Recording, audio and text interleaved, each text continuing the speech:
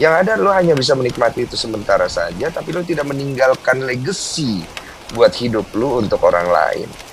Saya ini bukan orang Islam, tapi saya suka satu kalimat di dalam Islam yang dikatakan oleh Nabi Muhammad SAW.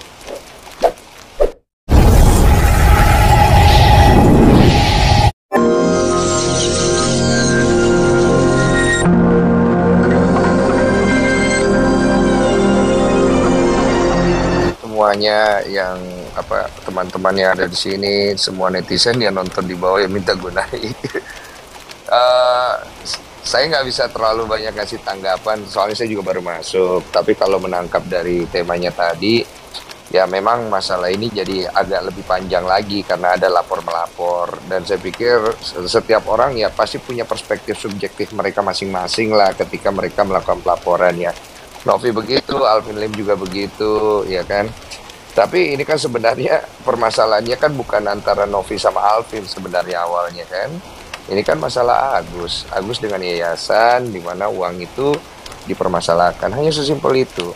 Jadi sebenarnya ya saya penasaran dari hal ini adalah bagaimana ya apabila kalau uang itu tiba-tiba hilang gitu loh. Lenyap gitu, anggaplah gitu tiba-tiba hilang, ceng gitu. Kira-kira masih pada ribut nggak ya? Itu sih bayangan gue tuh begitu. Tiba-tiba itu uang hilang gitu loh. Kayak kayak sihir gitu dia hilang gitu. Gue penasaran apakah orang masih akan ribut di seputaran itu atau enggak. Itu dong sih. Ya saya dengar itu statement dari salah satu orang ya. Saya dengar itu. Ya menurut saya itu ketika dikeluarkan ke publik pastikan ada sasaran yang dia tuju ya. Saya pikir setiap orang itu dia ketika berstatement, bernarasi atau membuat sesuatu ada yang diincar, nggak mungkin nggak. Apalagi kalau dia bicara sesuatu itu dia tahu banget pasti reaksi masyarakat akan seperti apa. Kalau orang kayak saya nggak kemakan barang begituan karena saya selalu membaca yang tersirat bukan yang tersurat. Jadi setiap narasi yang dibangun seseorang itu saya tidak akan langsung makan. Saya akan lihat. Karena narasi yang dibangun itu ada arahnya pasti. Cuma kan kita jangan ke distract ke sana ya, kalau menurut aku ya. Poinnya kan sebenarnya apapun yang mau dibangun oleh narasi orang, jangan pernah menghilangkan tujuan dari awal. Tujuannya apa? Selesaikan masalah donasi ini secepatnya, itu saja. Mengenai uang donasi itu, tadi menjawab Mas Terang aja, sebenarnya kalau ditanya sama saya ikut donatur aja. Donatur mau kasih ke Agus silakan, nggak mau kasih ke Agus ya silakan, itu kan uang mereka juga. Ini kan sebenarnya masalahnya kalau tidak ada dari awal yang ditutup-tutupi, sebenarnya nggak akan ada apa-apa. Udah, uang itu semua buat Agus, pasti sama Novi dikasih ke Agus. Karena memang statementnya Novi begitu. Tapi karena polemiknya sudah terlalu banyak, benar juga apa yang dikatakan Pak Nyoman tadi, ya ini udah jadi ribet gitu loh. Sekarang kan permasalahannya adalah ini uang hak siapa? Kalau ditanya saya sebagai donatur juga yang ada di sana, di antara uang-uang itu, saya bilang itu hak saya. Itu uang saya kok. Ya kan? Tapi kan saya bukan hanya saya donatur di situ, ada banyak donatur lain dan mereka bebas sekali kalau mau bilang oh itu uangnya si ini si itu, ya suka-suka dia uang-uang mereka gitu. Tapi kalau ditanya sama saya, karena kebetulan saya juga donatur di situ, saya kepengen uang itu diberikan kepada orang yang memang membutuhkan. Karena aku lihat untuk kepentingan Agus ini sekarang udah jadi terlambat sekali. Dan apabila Agus nanti sudah sadar dengan semua kondisi, saya juga siap membantu kalau dia datang ke saya. Saya tidak menutup rasa kemanusiaan saya untuk Agus kok. Tapi untuk sekarang saya pengen Agus belajar bahwa kita juga bisa tegas sebagai donatur ya. Ini saya bicara sebagai donatur. Kita bisa tegas, Gus. Karena sikap kamu yang seperti ini itu membuat segala sesuatu menjadi sangat rumit dan kamu harusnya juga sebagai orang dewasa bisa bersikap yang baik juga gitu. Jangan diperpanjang juga dengan membiarkan para PH-PH untuk mengambil tindakan-tindakan yang bisa memicu konflik-konflik berikutnya. Begitu juga sama Novi. Sama gitu loh. Jadi artinya dua belah pihak harus bisa menahan diri. Tapi ya mau bilang apa? Novi juga punya alasan yang kuat ketika dia melaporkan Alvin. Alvin juga mencari alasan untuk melaporkan Novi. Begitu pula dengan Erdilo ya kasusnya dengan Bang Erdilo sama gitu. Jadi ini cuma tarik-tarikan di hukum aja karena begini loh, hukum itu kan tidak mudah apa yang kita pikirkan ya. Kita masukkan apa laporan itu kan belum tentu juga bisa naik, dan itu nggak gampang bisa naik gitu. Ada banyak faktor yang membuat itu tidak gampang bisa naik gitu. Tapi kalau ditanya bisa naik bang, ya bisa-bisa aja kalau memenuhi unsur dan ada faktor X yang lain gitu loh. Yang saya juga sendiri juga tidak bisa jabarkan terlalu lengkap gitu. Artinya masalah ini sebenarnya kan semua juga tidak mau bermasalah dalam hal ini. Bang Erdilau juga tidak mau bermasalah, Novi tidak mau bermasalah, Agus tidak mau bermasalah. Oleh karena itu sama-sama cari pemikiran baik aja di situ. Sikap yang harus diambil itu adalah sikap pertama dari Agus. Agus menarik semua tuntutan. Saya jamin Novi juga akan bersikap lebih terbuka. Dia juga akan bersikap lebih oke. Yuk kita selesaikan Mas Agus. Tapi kalau misalnya kayak begini, waduh, saya juga kalau ada di posisi orang yang digugat juga saya juga bete lah. Ini gimana sih? Mau selesainya gimana? Kok malah nyerang karena personal? Kok malah nyeri-nyeri ke sini? Ya, ya kita sebagai manusia ya, maksud kita semua kan pasti kesel lah kalau masalah begitu. Jadi kalau kita cari benar salah di sini, udah nggak bisa jadi ukuran itu. Udah nggak bisa jadi ukuran benar salah di sini. Benar salah itu ukurannya di pengadilan nanti. Karena nanti yang memvalidasi itu nanti hakim. Dan itu pun akan orang bisa banding dan lain-lain. Jadi masalah ini kalau menurut aku memang harus diambil tindakan dari pihak donatur. Pihak donatur yang harus bertindak. Dan saya udah bilang sama Bang Pablo dari kemarin, Bang Pablo, saya serahkan semuanya kepada pihak donatur, endgame-nya dari kalian. Semua risiko ada di tangan kalian. Kalau saya pribadi sebagai orang yang menginisiasikan, dan juga saya ada uang juga di situ, saya percaya kepada teman-teman donatur yang lain. Saya ikut aja. Artinya uangnya mau dibawa kemana, ya silakan. Tapi jangan dipakai untuk foya-foya atau sesuatu yang tidak bermanfaat ya. Saya pasti marah. Tapi kalau mau didonasikan kepada orang lain yang membutuhkan, kalau saya sebagai pemilik uang di situ ya, salah satunya, ya monggo-monggo aja. Terus Agus gimana? Agus bye-bye aja kok. Agus banyak yang sayang. Alvin Lim membantu mengobati Agus. Oke? Terserahlah untuk kebutuhan konten ataupun memang niat tulus itu hanya dia dan Tuhannya yang tahu. Tapi kan kita melihat baiknya dong. Begitu pula juga dengan Bang Farhad yang menemani dia. Ya nggak tahu mungkin dia ada keluar uang juga. Krishnamurti yang juga ada keluar uang 50 juta yang dia tampilkan di sosial media. Nggak tahu dia mau konten doang, benar dikasih, itu urusan dia sama Tuhan. Yang kita lihat kan cuma baiknya. Artinya, bagaimana kalau uangnya semuanya nanti akhirnya tidak sampai ke Agus? Pengobatannya gimana? Kecil pengobatan Agus itu. Saya yang ngomong, datang ke saya obati, selesai. Kalau cuma pengobatan doang ya, maaf bukan sombong. Tapi kan yang saya pikirkan bukan masalah pengobatannya Agus lagi. Masalahnya bagaimana kelangsungan hidup Agus ke depan. Yang paling utama buat saya adalah psikis dan hujatan itu bagaimana dia mau atasin. Gimana coba dia mau ngatasin? Kalau sikapnya kayak begini terus, bagaimana dia mau atasin? Jadi Agus harus berpikir bukan hanya masalah pengobatannya, tapi dia juga harus berpikir bahwa setelah ini gimana ya gue mulihin nama baik gue ya, kalau sikap gue kayak begini terus. Karena kalau sikap kita perbaiki, orang juga akan simpatik. Tapi kalau sikap kita tidak kita perbaiki, simpatik itu tidak bisa akan datang. Saya tidak bisa loh meyakinkan semua orang bahwa Novi itu baik kalau tidak Novinya sendiri yang memperbuat. Jadi sesederhana itu. Itu aja. Tapi kalau misalnya dalam minggu-minggu ini sudah ada tindakan-tindakan lain yang dilakukan dari beberapa pihak, ya kemungkinan itu tidak perlu dilakukan lagi sih. Bisa tidak terjadi dari pihak Kemensos kan menengahi. Jadi kalau pihak yang ditengahi tidak bisa mengikuti apa yang menjadi arahan, dan kita juga tidak bisa mempersalahkan salah satu pihak ya, karena kan salah satu pihak pasti dia punya alasan dia sendiri ya. Seperti kita tahu kalau kita dilaporin ya kita juga harus bersikap seperti apa dan lain-lain gitu. Jadi ya mungkin Kemensos ya mungkin akan coba melihat mana yang paling bijak yang dilakukan dari kedua belah pihak aja sih mungkin gitu. Kalau menurut aku sih yang paling bijak ya itu keputusannya ada di pihak donatur aja, mau digimanain uangnya gitu. Karena urusan ketika uang itu sudah beres, nah itu udah enak tuh, tinggal fight kan antara Novi sama Alvin, Agus sama donatur, saya sama Farhad kan.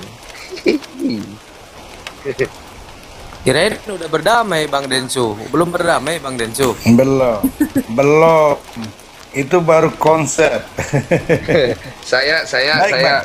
saya maaf izin sedikit Pak Nyoman, saya udah berdamai karena kan beliau sudah meminta maaf.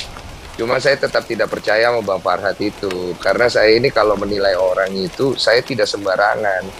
Saya tidak buru-buru langsung menyimpulkan sesuatu dan kemudian menjudge orang, enggak. Saya itu mengevaluasi semuanya. Bayangkan saya itu sampai nonton 15 tahun lalu videonya Farhad. Saya riset sedalam itu tentang orang ini. Jadi saya nggak main-main ketika saya menyimpulkan sesuatu. Karena menurut saya tidak fair kalau kita menyimpulkan sesuatu kepada setiap orang dengan laut yang dangkal gitu. Tidak bagus gitu. Dan menurut aku Bang Farhad ini dia sudah punya itikat baik dan saya sangat menghormati itu. Tapi saya mau lihat itikat baik ini berjalan sejauh mana dalam kasus ini sampai selesai. Karena menurut saya pertanggungjawaban Bang Farhad di dalam masalah ini tetap ada. Dan saya tidak mau dia cuci tangan. Sorry bro, you cannot do that selama gue masih ada di dalam. Jadi Bang Nyoman terima kasih banyak. Terlalu tinggi pujiannya. Karena saya merasa kalau saya dibilang orang yang lebih ngerti hukum, tidaklah. Kalau saya dibilang orang yang sering dihukum, iya. Semasa muda saya sampai saya dewasa, hukuman demi hukuman itu tidak terelakkan. Dari hukuman fisik sampai hukuman Tuhan itu saya sudah banyak rasakan. Tapi bukan berarti saya yang paling dihukum lah. Ada orang lain yang juga mengalami hukum-hukum itu. Tapi saya mengartikan bahwa apa yang dikatakan oleh Bang Nyoman ini sebagai sebuah bentuk karakter yang luar biasa. Ini ya, kalau saya bilang, kalau mau nyari lawyer, cari lawyer yang seperti Bang Nyoman ini. Cara pandang dia itu akan membantu si klien untuk bisa menemukan solusi dari masalahnya. Karena permasalahan daripada kasus donasi ini juga berhubungan dengan profesi lawyer. Dan saya bersyukur ada orang-orang seperti Bang Nyoman yang bisa menjadi inspirasi di mana lawyer-lawyer lain bisa mengambil sikap-sikap dan karakter yang bijak dalam berbicara, menempatkan narasinya dengan baik, memperhitungkan setiap langkah supaya jangan menyinggung orang lain tapi kena pada poinnya. Cuma kan kalau di zaman sekarang ini itu hal yang kalau aku bilang udah terkikis dengan adanya sosial media, di mana sosial media itu lebih mengunggulkan orang-orang yang bernarasi-narasi ekstrim. Karena narasi ekstrim itu secara algoritma di sosial media, karena saya pelakunya, itu sangat mengundang exposure.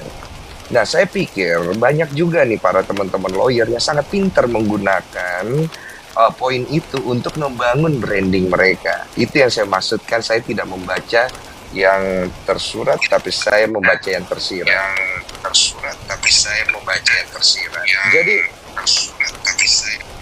Jadi Bang Nyoman ini menurut saya adalah seorang yang harus kita contoh. Tetap kita mengikuti zaman, tapi seorang lawyer itu harus mengerti intisari daripada apa yang menjadi permasalahan dan mencari solusi. Karena hukum itu digunakan untuk mencari keadilan, bukan mencari korban. Kalau hukum itu digunakan untuk mencari korban, berarti hukum itu dia sudah sesat jadinya. Nah sekarang dalam kasusnya Agus ini, maaf ya, ini subjektif saya. Agus ini jadi korban. Korban apa? Korban ketidaktahuan dia. Korban apa? Korban dia merasa bahwa uang itu adalah milik dia. Korban apa? Korban dia merasa bahwa dengan kondisi dia sekarang, dia sudah sulit untuk punya masa depan yang baik. Paling enggak kalau saya punya uang, saya bisa buat pegangan. Jadi poin-poin yang subjektif saya ini ya, ini kan belum tentu benar ya. Artinya ini yang membuat dia itu butuh dibimbing oleh orang-orang yang punya karakter bagus. Maka lawyer-lawyer seperti Pak Nyoman inilah orang yang tepat. Bukan lawyer-lawyer yang menggunakan narasi-narasi ekstrim untuk mencari exposure supaya bisa menciptakan branding yang kuat. Untuk apa branding itu kalau tak ada nilainya? Untuk apa lu menjadi orang hebat kalau tak ada kebaikan di dalamnya? Karena kuburan lu tetap akan sepi. Tak ada orang yang datang ke sana untuk berterima kasih karena nilai yang sudah lu tinggalkan di dunia. Yang ada lo hanya bisa menikmati itu sementara saja, tapi lo tidak meninggalkan legacy buat hidup lo untuk orang lain. Saya ini bukan orang Islam, tapi saya suka satu kalimat di dalam Islam yang dikatakan oleh Nabi Muhammad SAW. Sebaik-baiknya manusia adalah manusia yang bermanfaat buat orang lain. Jadi manfaat apa yang kau berikan kalau tak ada nilainya di dalam itu? Jadi terima kasih Bang Nyoman untuk menjadi figur yang luar biasa itu. Monggo lanjut.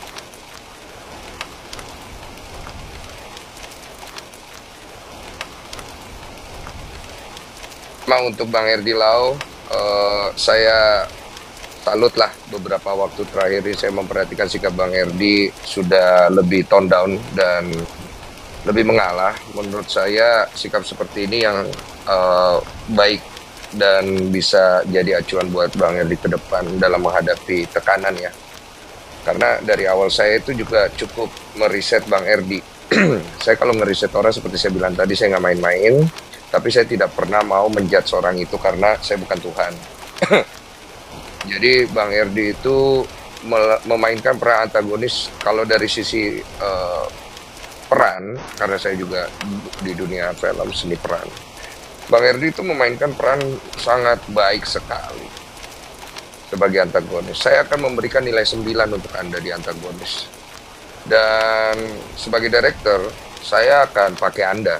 Karena menurut saya Anda memainkan peran itu dengan sangat baik, totalitas maksimal. Tapi saya nggak tahu apakah karakter antagonis ini mencerminkan karakter Anda sebenarnya. Itu yang juga tidak diketahui oleh masyarakat. Jangan sampai akhirnya peran ini membuat kerugian di dalam kehidupan Mas Erdi Lau. Karena Mas Erdi Lau juga seperti apa yang disampaikan, punya keluarga, punya saudara, punya lain-lain. Dan saya tahu lah pasti itu menjadi beban pikiran Mas Erdi Lau. Gitu. Tapi benar juga kalau bermain aman terus juga tidak seru ya. Tapi buat kita semua dan buat saya pribadi, saya juga belajar dari Bang Erdi memainkan peran itu sangat baik. Farhad Abbas juga sama, dia memainkan peran itu dengan sangat baik. Entah itu karakter aslinya atau tidak. Tapi saya tidak pernah mau suzon kepada orang, karena menurut saya yang bisa lebih kenal orang itu ya Tuhannya. Bahkan kadang-kadang diri kita sendiri pun tidak 100% mengenal diri kita. Kadang-kadang kan kita masih bisa bikin salah ya. Itu membuktikan bahwa kita manusia juga tidak sempurna dan kita perlu tahu diri supaya kita terus berhati-hati, waspada dengan sikap dan perbuatan kita. Begitupun saya. Jadi sedikit saran buat Bang Erdi, saya udah baca tadi DM-nya di TikTok. Kalau memang bisa terjadi pertemuan yang baik dengan Novi dan Novi bersedia, saya siap membantu. Yang penting Bang Erdi bisa jujur, bisa terbuka pada aja. Saya pikir orang akan memberikan kesempatan buat Bang Erdi juga untuk menjelaskan. Dan untuk Bang Gol, terima kasih banyak. Tidak banyak yang bisa disampaikan, tapi kalau dari nada suaranya saya dengar sih ini orang cukup bijak nih. Untuk Mbak Regita, orang yang sangat menggebu-gebu. Saya suka dengan semangatnya. Setiap kali saya dengar Mbak Regita ini, saya selalu dengar dia tuh seperti ngos-ngosan, tapi nggak tahu ya, karakter berbicaranya dia yang menurut saya menarik gitu. Dan poin-poin yang disampaikan juga bagus. Pak Nyoman, salam hormat saya, karena buat saya Pak Nyoman ini adalah salah satu orang yang saya baru kenal dan saya memberikan high respect. Tapi tetap saya bukan orang yang bukan orang yang pantas lah Bang Nyoman untuk dimuliakan dari pandangan hukum. Untuk Mbak Bu Nona yang baru masuk, salam kenal, belum terlalu akrab juga. Dan Mbak hari ini terima kasih banyak untuk pendapatnya dari sisi seorang ibu dan seorang manusia. Menurut saya dari 3 kali saya dengar pendapat Anda itu adalah pendapat seorang ibu yang mendidik. Anak-anakmu harus bangga sama kamu. Dan untuk Mas Faktual, terima kasih banyak. Saya diberikan tempat dan kehormatan karena pribadi saya juga jarang-jarang bisa masuk ke Komal gini dan biasanya agak malas. Tapi memang karena saya lihat masalah ini juga sudah tanggung juga dengan saya terlibat di sini. Saya mungkin akan menutup dengan kalimat terakhir saya bahwa saya mungkin tidak akan muncul lagi di Komal sementara waktu yang lama. Dan urusan donasi Agus ini, kalau dari kesimpulan saya akan segera berakhir. Masalah uang itu akan segera berakhir. Tapi masalah Novi lawyer to lawyer, saya pikir itu masih akan berjalan sih. Itu aja. Jadi semoga semua bisa berhikmat di sini, para teman-teman lawyer, saya, Agus, dan terutama orang-orang yang dibantu. Penekanan saya kepada orang yang dibantu agak tinggi. Kenapa? Saya ini pernah dibantu sama Tuhan. Saya pernah ditolong. Saya pernah mati di sebuah gunung tahun 2000. Ditolong sama Tuhan. Kalau saya tidak tahu diri, hari ini saya mungkin tidak akan begini. Jadi kalau barang siapa ditolong, mau sama siapapun itu, ingat tahu diri. Karena tahu diri ini yang akan membukakan pintu-pintu surga buat kalian. Tapi kalau kalian lupa tahu diri, maka pintu neraka yang dibukakan buat kalian. Ingat itu selalu, dan saya selalu mengingat itu, makanya saya mengucapkan hal ini. Karena kalau kita tahu diri, di mana bumi kita pijak, di situ langit kita junjung, dan kita akan selalu diberikan keselamatan. Seperti slogan kita orang Bugis Makassar, selamat Ki selalu. Salam hormat semuanya. Tabedi.